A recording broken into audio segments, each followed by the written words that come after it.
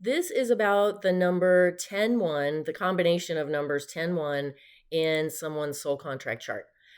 So the 10 and the 1 separately are the most spiritual of the numbers. So together, it's a very powerful spiritual combination.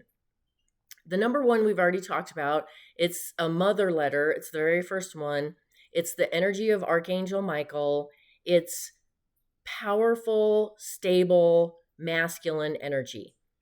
And the goal of this number is to dissolve your ego. And that's how you access, because you do have access to divine power. It's just you have to dissolve your ego to get there, to access that power.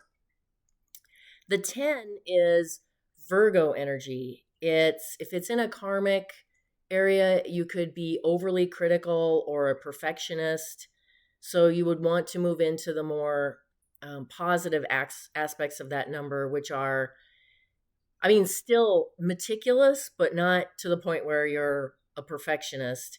And you should be discerning. That's a big one. And you're very analytical. So that's when it's in the positive. Now, unfortunately, the number 10 means that you're going to have to work really hard for everything. And I can attest to that because I do have a 10-1 in my chart. And yeah, it's, you're going to have to work hard, the 10. Now, if it's also about disseminating information.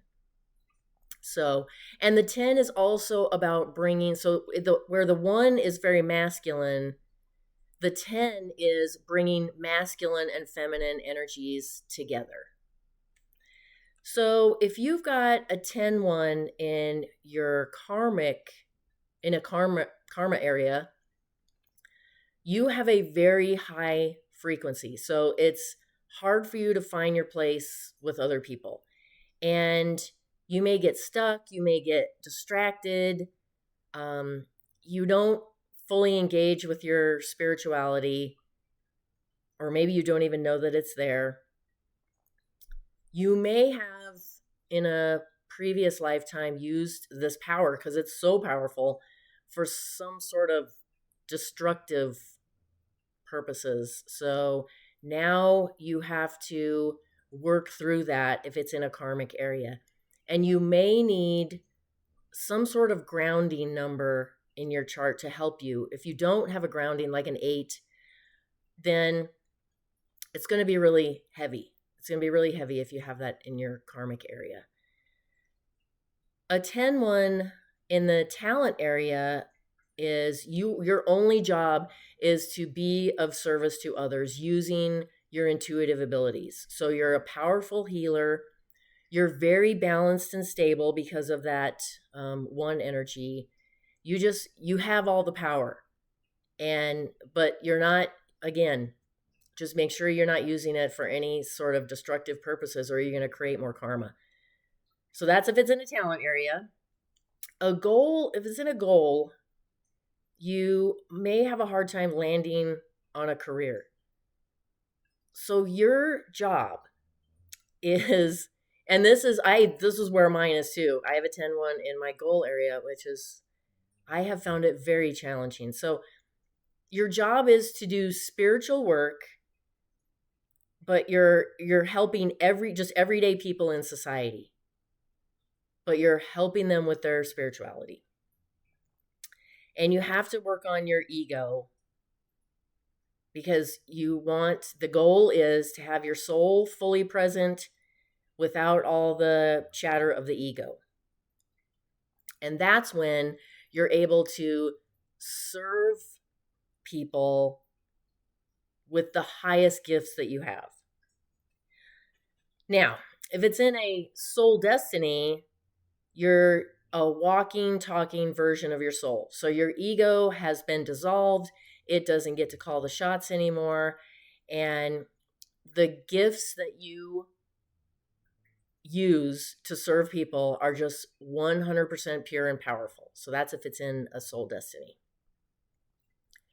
Here are some things that could help you out if it's in a karmic area or you need to get to if it's in a goal or a soul destiny where you need to move to those positive aspects, you're going to have to, obviously, with a lot of these numbers that are really heavy like this and powerful, you probably experienced some abuse and trauma as a child. So you're going to have to work through that. And don't get distracted. So again, this number you may get distracted with your healing, but stick with it and just make sure to get back on track if that happens, because this is just a really heavy combination if you have it in a karmic area. You may want to try connecting with the energy of Archangel Michael. I know that there's plenty of things out there on the internet and the YouTube and everything about prayers to Archangel Michael, but I find I know that he's there, so I find just talking to him, just saying his name, and if I need some help or if I need some guidance, you may want to just integrate that into your spiritual practice, is actually interacting with Archangel Michael. And again, because of these energies are so heavy, you may struggle with some addictions or some mental health issues. So you're going to need to, if you need to get some help with that, then, and again, it's one of those things where you may get distracted. It may not work the first time, but you got to keep at it. You also need, because of these kind of distractions that you are susceptible to, you need a routine and a stable environment. And you're also really, your energy, you may pick up other people's energy. So keep your energy clean. So you may practice feng shui, any sort of like space clearing, or just, clearing yourself using some sort of, I don't know, sage or Palo Santo or something like that, just to clear your energy after you've been out and about with other people, because you're going to pick up other people's energies too. And so your system is just going to be very susceptible to that. And probably the most important, because of the number 1, is you're going to have to do some ego work. And I have found there's all kinds of books out there too on doing this, but I have found that the easiest way to do this is, I still call my ego the name of Terry, but I know who I'm talking to. I'm talking to my ego. Some people name their ego something else, like call it some other name. So then you can say, like, if you can separate it from yourself, right? So when I know that my ego is just shattering, and most of what your ego says is crap, I will be honest. But it was also there to protect you as a child because of that trauma and abuse that you suffered. So your ego is trying to protect you. So I try to keep that in mind. So I'm not angry with my ego, but I know that it doesn't always want the best for me. I know that it's just trying to keep me safe, but it's operating from a system that was from years and years and years ago that doesn't serve me now. So I'm not going to be angry at my ego, but I am going to be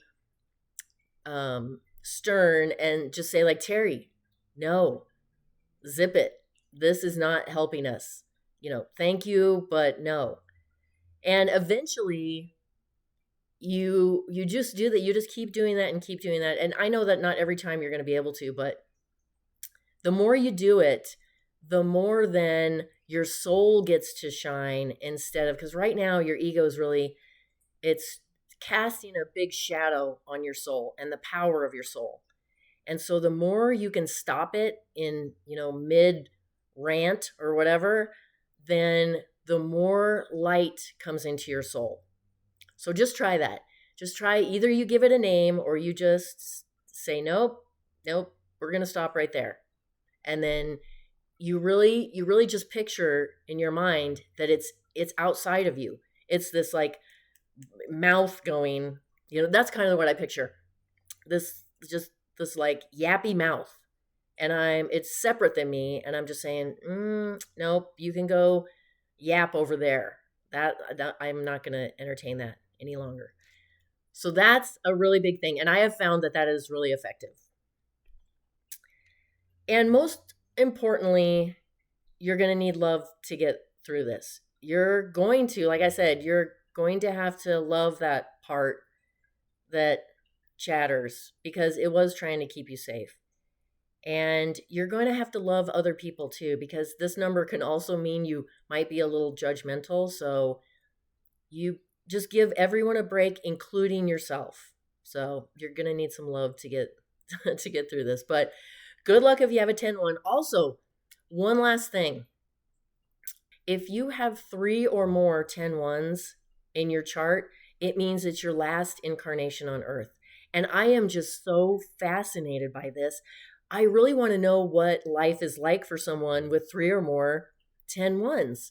So the most I've seen in someone's chart is 2 10-1s, but I've never seen anybody with 3 or more. And if you have that, if you calculate it on your own or you want me to calculate it for you, I'm really interested to see what your life is like. I'm so very curious of what your life would be like if it's your last incarnation on Earth. So if you have that, let me know. But the video will be here at the end, and you can learn how to calculate the numbers on your own. Or if that doesn't sound good to you, because it is it's a lot of calculations. So it's a little bit more than just like regular numerology. If you want me to calculate it for you and do a full reading, then I'll put the link to my website in the description, and then you can go to my website and you can order that there. But anyways, good luck if you have a 10-1.